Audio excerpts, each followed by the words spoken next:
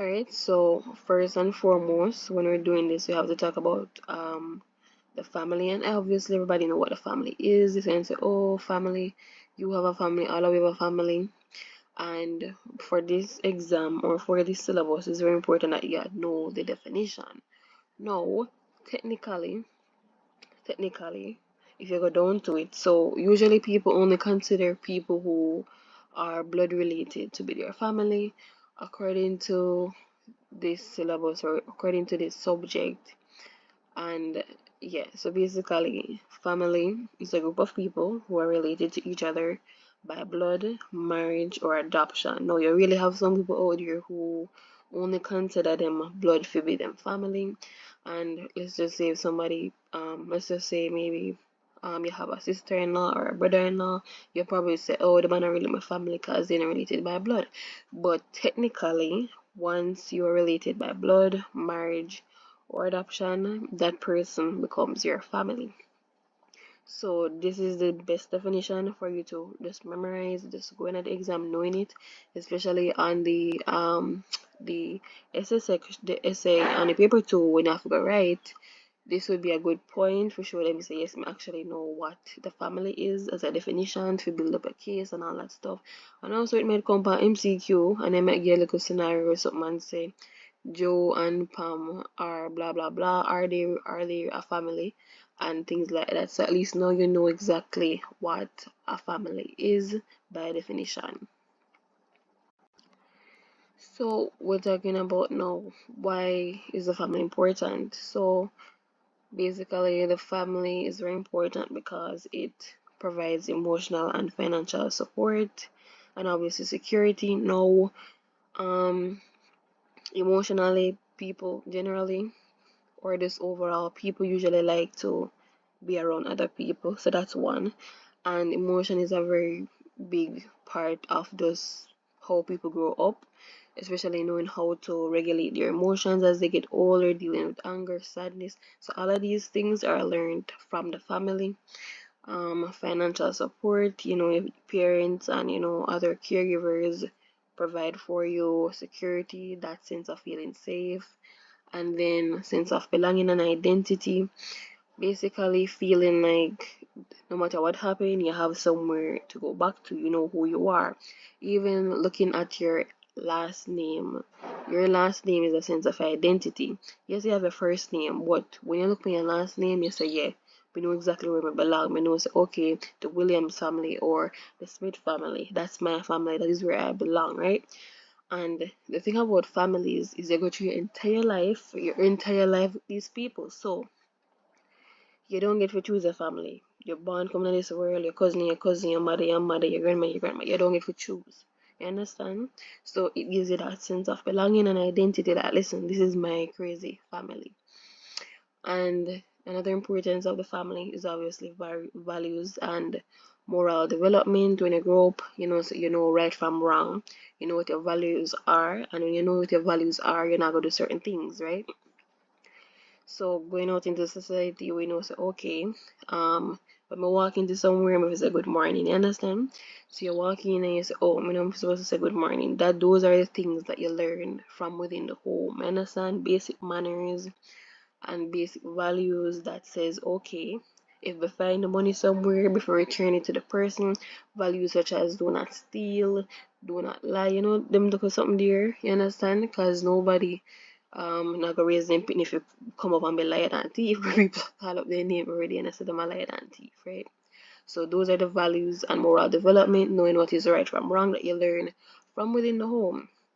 And then obviously, as I said before, guidance is very important. So most of the time, how a child ends up eventually, how them end up as an adult, their childhood played such a big role into it because of their families. So if them grow up in a very if them grow up in a very hostile environment where everybody shout and just very vulgar and just no love, don't listen, it's going to be poor to go show up in the child when them get older.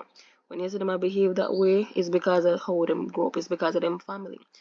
So this can help you to realize that, okay, when you see people, just know say, so is all about them upbringing, how them families stay, because you might see somebody and you might say, oh, actually, I'm gonna leave that next point, but basically, guidance is very important. So when they grow up, they say, oh, I'm not go to drugs, I'm not go to this, or just anything that can harm them, or lying and thief and all them something there, then leave them something there alone, and then just do the right thing, right?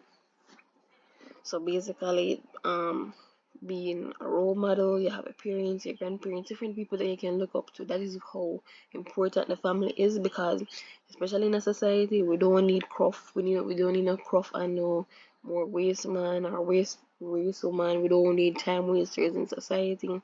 So that is how the family helps to form all of that stuff, right? And then socialization and learning. So the way how you might meet somebody, it says a lot about their family that they grew up in. No, from their family. If I see some people that just really intelligent, yeah, and you say, wait, why them this intelligent? It could be because of their family. So, for example, if you see somebody and them speak really, really properly, you say, oh, that means within their family, it was straight English, no patwa, no anything. So, your family basically determines how you don't necessarily determine how you're getting up at the end of the day, but it definitely contributes a significant. You understand? So when people get older and you say, oh, they need counseling and all them something there and they need therapy, is because of them family. You understand? So the family can really mess up a person. It can really make or break a person. So socialization, especially from within the family, is super, super, super important. So now we're going to talking about the different types of families. So basically, we have the first one being the nuclear family, and this is one of the ideal households to raise children in because of the equilibrium or the balance or just the security behind it. And the security behind it, this is the type of family where you'd have both parents and their children living together under the same roof. That's a nuclear family. The mother and the father probably married, right? So they don't have to be married, but the best case scenario is that both parents are married and they have kids. But obviously, you have situations where both parents are there, them live with them kids in the same household, but they're not married, and that's their choice or whatever. But obviously, they're committed because them live with each other and take care of them kids, right? So that's why I said that the nuclear family is one of the more ideal households to raise children in, because they have the support from both parents. That's the main point behind the nuclear family and why it's so important. They have the nurturing from the mother, and they have the disciplinarian from the father, and maybe both parents work or maybe only the father work, it don't matter. But the point is that they have both parents playing their role in their life, right? Versus another type of family, which we're gonna mention later on, where you only have one parent to play them role or one caregiver play them role, and the truth is that that will cause a gap, cause a child to feel a gap, and it will affect them later on in life, right? So as we said before, a situation probably common law relationship, meaning that two people must live together. And that goes back to the whole point behind marriage. So different people have different beliefs about marriage. Some people say that marriage is a piece of paper. Some people don't need it. Some people don't want it. Some people don't care. And if two people decide them don't care for it, then that's that. But those who actually care for it, the piece of paper, the marriage, they'll get married and they will have their kids. Now, the next type of family that I think provide a certain level of support would be the extended family. Now, for me, I had the opportunity to grow up part of my life in an extended family, and then the other part in a nuclear family, somewhat, right? Somewhat. And yeah, but basically, my earlier years obviously grew up in an extended family, and being in an extended family, it means that you're living with multiple generations.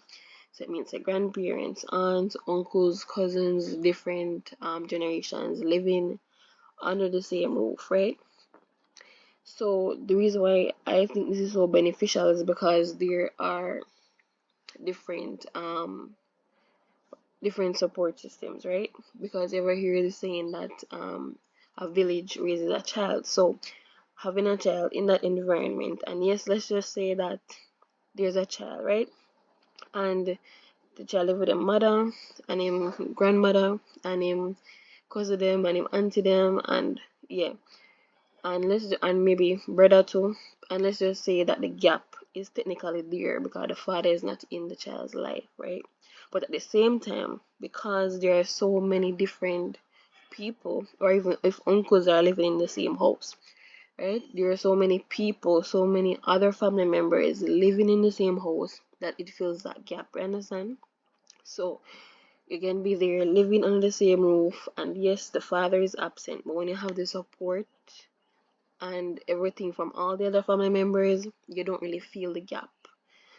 Probably the only time the child would feel the gap is when they maybe go out, maybe at school or something, and then somebody bring up and say, "Oh, where your father?" Then they might feel a type of way. But at home, they won't feel the gap because they have their grandparents, probably grandmother, probably five, six, seven cousins, plus auntie, uncle, everybody are live together, so they don't have time to be like, "Oh, we not no father," and yeah. So this is another family type that does provide some level of stability in a sense, because it helps to fill the gap a bit when you have a lot of family members that are showering you with love. So yes. So extended family, that's multiple generations, and then nuclear family, both parents and their children. Okay, so now the single parent family. So usually, if something goes wrong, let's just say two people meet and they fell in love or something and they had a child or they had children, and then somebody decided to leave, maybe infidelity, then they got divorced or them to separate, or maybe even one of the persons in the relationship died. Then that would leave the other parent being a single parent. Now, some people have the misconception that single parents are only mothers, which that is not the case. Fathers can be single parents too, as in some cases maybe the mother died, or maybe the mother cheated, or maybe the mother just don't. Because technically, if a separation would take place, most people would expect that the child would go with the mother and then just go visit the father. But in some cases, the mother doesn't care for the child as much, and we say, oh, they step the child, and so the father would be the one to take up most of the responsibility for the child and say, okay, in that situation, that father becomes a single father because the mother is absent, or the mother don't want the pitney, mother just have the pitney and just give to the father and say, me done, right? So in some cases that does happen too, but that's what really characterizes a single parent family, and this is not the best family to raise a child in, because obviously the absence of one parent, that means that, for example, if the child is with their mother, and let's just say the mother is more nurturing, more caring, then the child probably grow up spoiled because they never have no father feel feel like discipline them and say don't do this, don't do that, right? So the child might come out a certain type of way, or feel entitled, or feel even less than, maybe he or she have self-esteem issues later on in life because they realize, oh, other people have two parents and they only have one parent, right? And that is a gap that that child will probably feel for their entire life, right? And maybe when they grow up they get therapy, or just find a way to deal with it. But that's really what characterizes a single parent family. Then you have the blended family, and basically it's when two families come together, right?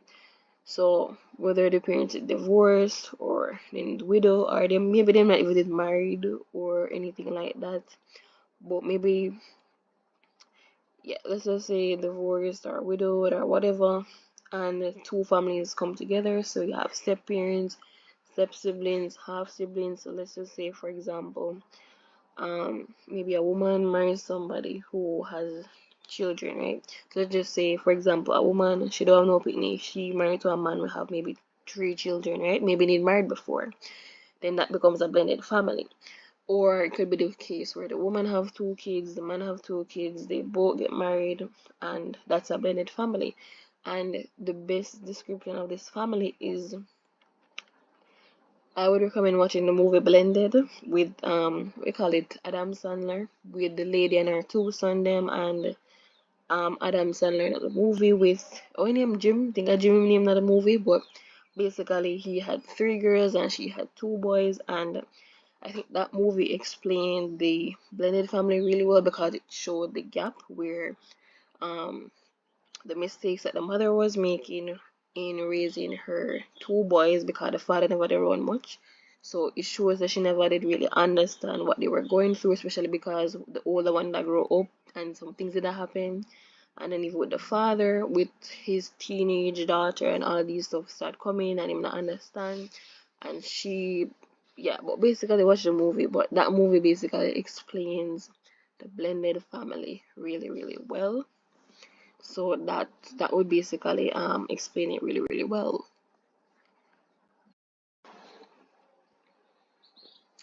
Okay, so now we're going to move on to the childless family, and basically this type of family would be, for example, a couple who maybe they just get married or something and they don't have any kids, right? So that would be a childless family, meaning that the couple does not have any children, right? So that would be a childless family, and this could be due to maybe career, maybe both persons are young, they want to focus on their career, they want to travel, they want to explore, and so they cannot put off the whole child business until maybe later on in life, right? And then we have the grandparent family, where basically this is the family where the children are raised by their grandparents, and usually in situations like this can be a situation where maybe the mother or the father, maybe both of them decide to them not take care of no pitney and them go about them business, or maybe the parent passed away and the grandmother have to take care of the pitney, or it can be just different reasons, maybe migration, to maybe the parents gone abroad and them send back money and them leave the child with the grandparents for keep, or yeah, different reasons, but basically um different reasons. But just know that the grandparent, whether the grandmother, the grandfather, or both, raise the children in this type of family. And then the last type of family we're going to talk about is the sibling family household. And basically, this is a household where the older sibling or siblings care for the younger siblings, right? So it means that the sibling play that motherly role, or that sibling play that, or both motherly and fatherly role, because the parents are not there. And this can be due to migration, maybe death, maybe different reasons, or maybe the parents just leave them and decide to them not to care nobody, right? Abandon them, right? So in that family, you gotta have the older sibling. Maybe that sibling would have been like maybe 25, and then take care of his or her younger siblings, maybe at like 10 or 6 or 5, younger, much younger. So that's the type of family that a sibling family household would kind of look like, right? So now let's talk about some challenges that a family faces. And before we go through this list, there is one on here that I never mentioned, and basically when I make an edit, I feel like make a try add it here. Oh no, but like not get right good, but you get the point. Make a add it about top, but this is what was not on the list. I don't really like right, because this thing is not for me at all, the writing. But basically migration, right? So migration is not on this list, but it's a very important reality, especially in the Caribbean and in Jamaica, because you know that in some families, we don't want to say most, but some families, migration is a big thing, especially to like UK, Canada, US, right? So the parents leave, them go abroad, work money, send back money to take care of the kids, them, right? So migration would be a challenge that families face, because it separates the family. The mother there foreign, the child here Jamaica. You understand? right? And even though they aren't physically there, they do provide financially. Maybe they talk a lot on the phone or whatever, but that is definitely a challenge that families face, migration. Now, let's get into the other challenges that family might face. Now, infidelity and divorce, both of them kind of go hand in hand, right? And as a matter of fact, most of the things on this list can lead to divorce, literally. If we check number 3, 4, 5, 6, all of these things can lead to divorce and idea. But basically, infidelity is basically cheating by one of the persons in the relationship, and then the other person decide to leave, and that is where the divorce comes in, right?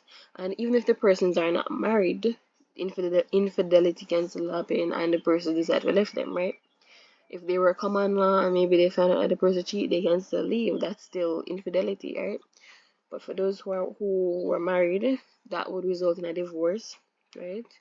Communication issues can result in a divorce as well, meaning that when one of the persons, when one person speaks, the other one don't listens, because that's how a relationship is supposed to work. When one speaks, you listen. So it's listen, understand, right?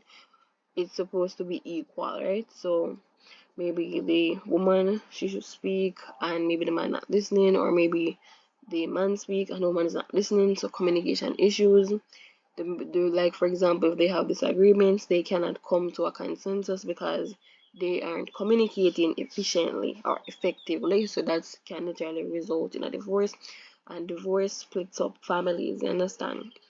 So it means if a divorce happens and the couple, they had kids, they had 2, 3, 4, 5 kids, and when that divorce happens, that puts the child in a bad situation, because now mother gonna live somewhere else, father gonna live somewhere else, and then the child is going to be left in the middle. Imagine the child used to live in with both mother and father under the same roof. Divorce happens, and now the child has to go back and forth between mother and father, two different homes. And especially if new partners come into the equation where the child said, oh, the mother have somebody new, the father have somebody new, it can be very hard for the child to accept, and that can be a challenge that the family faces.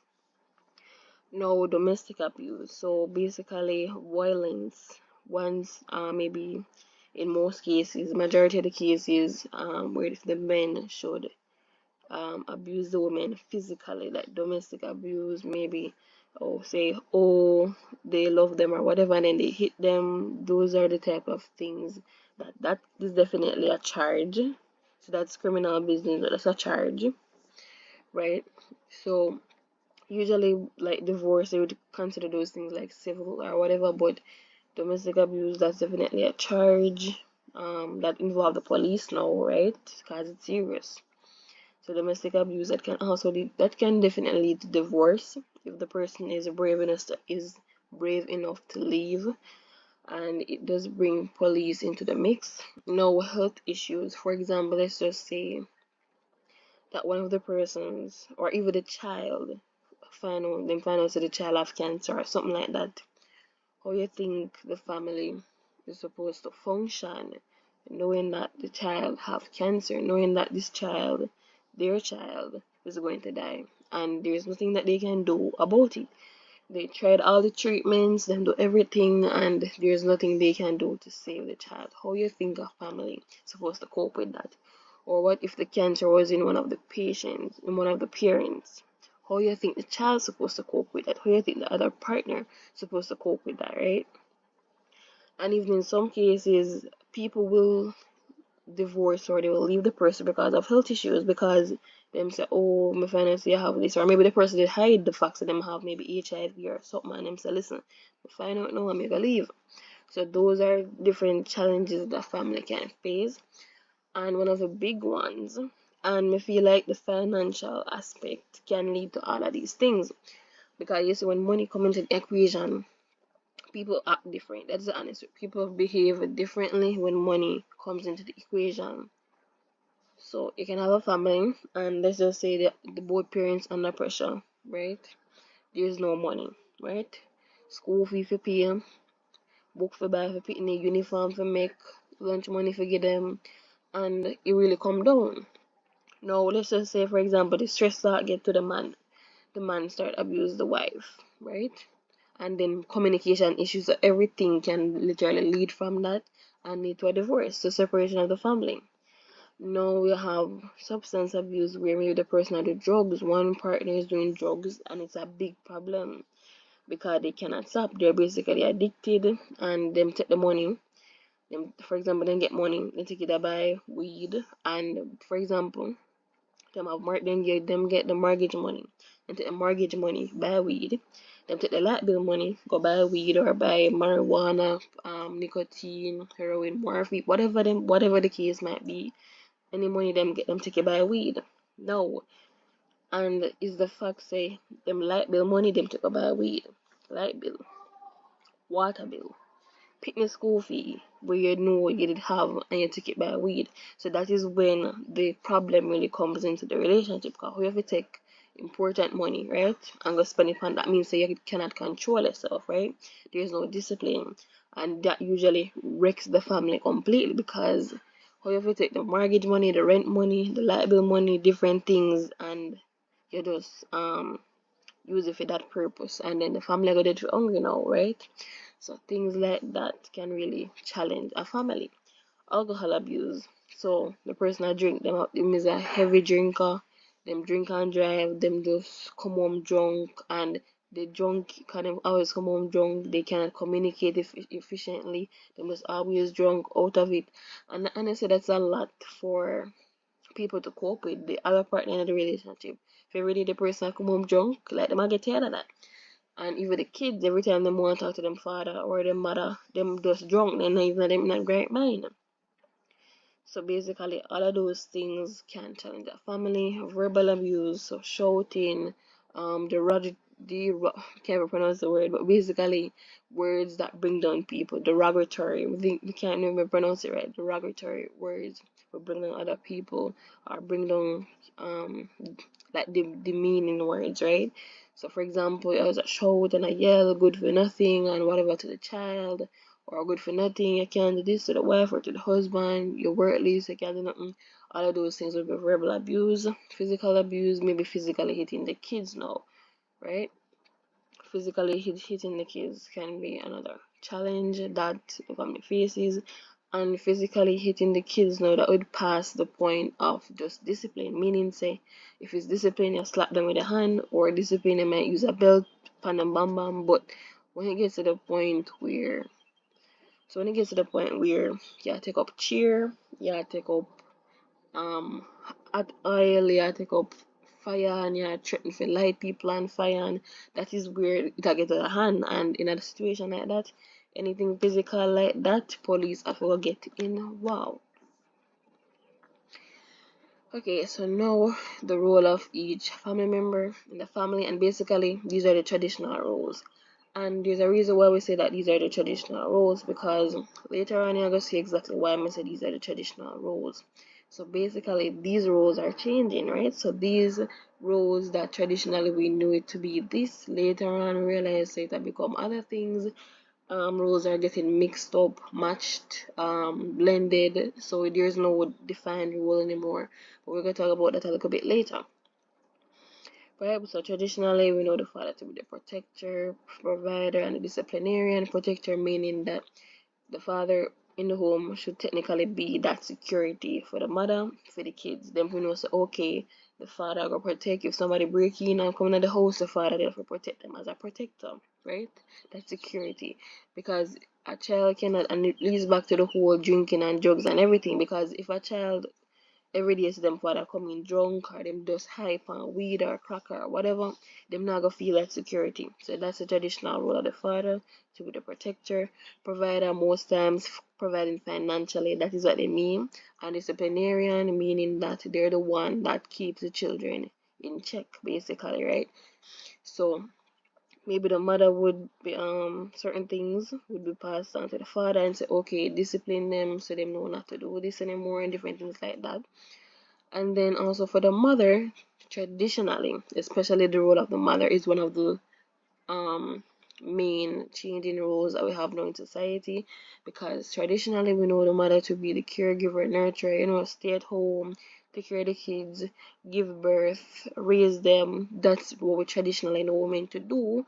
But nowadays we see that kind of changed a bit, right? Now the sister slash brother, right? So sister slash brother. So both brothers and sisters, their role is really to set an example for their younger siblings, right? And also to nurture their younger siblings. So most times, children will follow what they see. So for example, the older sister, the older brother is probably maybe 16, 17. They're older, so they set a better example. So if the younger children to them are to lie and so do all of these things that don't necessary, then it will pass on to them because they might see it, they might learn it. No, how about the older sister, the older brother set a better example, so listen, instead of you do all of that, you can go to school, do your work and whatnot, right?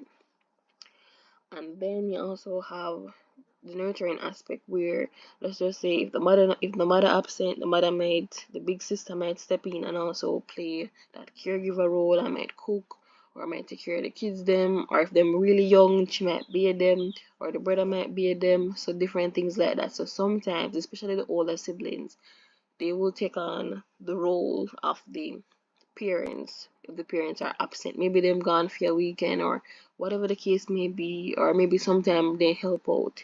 Even if the parents are present, they might do it sometime, right?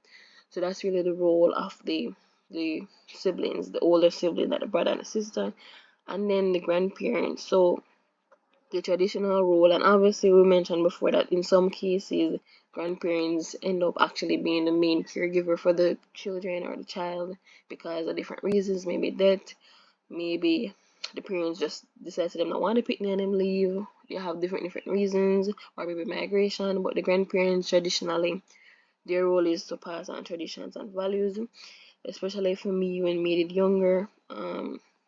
When we used to live with my grandmother back then, most of the time, like anytime you go for sit down with her, talk with her, she gonna tell you about the past, she gonna tell you about some things, right? So that is how traditions and values get passed on because they're like history books. Grandparents. So grandparents are like history books. When you sit down and you talk with them, they might tell you them whole life story plus some, right? Plus some. They might tell you a lot of things. Not even just about themselves. Them tell you about everybody what them did know there in that time period as well. And then tell you everything about everybody. But basically that's how traditions and values get passed on, right? And you also know your history behind that too. Because some things, maybe me just born and me there, I mean, never knows all these things that happened back then, right? With within our family, within the family, and then my grandma would say, "Oh, so so and so they did this, or this is how everything did play out." I may say, "Really, this is all like a movie," but basically that's the traditional role of parents, they pass on traditions and values. So it's not just on the parents alone to instill values into the children. It's up to the grandparents too, because for example, the parents leave in them, or the grandparents and say, "Listen, make them stay with you for the week.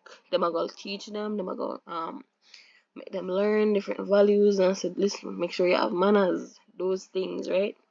So the grandparents do play a role in the whole values and morals, because literally remember this. The grandparents are literally who them have the parents, so the parents have you. So if you look on it like that, it makes sense. So then the roles of the family in society. So basically, we can just start with procreation. So that's probably the main role. So reproduction is very important to have the next generation. So that's one of the main roles of the families in society. Then we said socialization. So basically, we said before that the way how somebody act when them grow up, it has a lot to do with their families when they were younger, right? So it all depends on the household that they grew up in, because that is how they are socialized. So for example, if you go somewhere and see somebody and then just cause up peer bad word, everywhere you go them cause up peer bad word, left, right and center, you know the type of family where them come from, because that is how they were socialized. For you cause up bad peer bad word every day, man, you and night, right? So that's how socialization works. So simple manners and the way they talk to people and respecting elders and stuff like that is learned within the home. right? And then you have education. So basically, the education aspect, families do have the responsibility of sending their children to school because it's important to read and write. Literacy is very important. It helps them to become more successful in society, because imagine going around as an adult, or maybe later on in life you can't read, you can't write. It does become challenging, right?